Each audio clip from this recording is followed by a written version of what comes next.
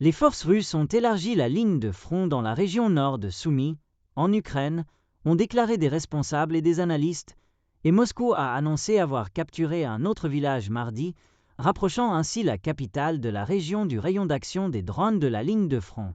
L'avancée vers la ville de Soumy, centre administratif de la région de Soumy, intervient alors que Kiev a démontré sa capacité à poursuivre les combats en menant une série d'attaques ces derniers jours, frappant les bombardiers stratégiques russes et le pont de Crimée.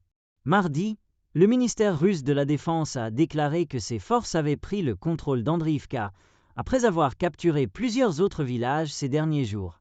Kiev a indiqué que l'attaque d'artillerie russe sur la ville de Soumy avait tué 4 personnes et en avait blessé 28 autres. Le chef de l'administration militaire de la région, qui s'étend au nord de la deuxième plus grande ville d'Ukraine, Kharkiv, a tenu une réunion d'urgence mardi pour discuter de la stratégie de défense de la région.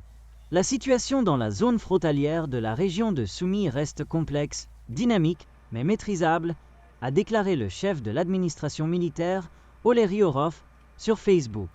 L'armée russe bombarde continuellement les villages frontaliers, touchant des bâtiments résidentiels, des fermes et des infrastructures civiles. L'avancée double, avec des combats acharnés sur la ligne de front et des attaques par missiles et drones à Soumy, entrave les capacités défensives de l'Ukraine dans la région sud-est du Donbass, où Moscou cherche à obtenir un contrôle total.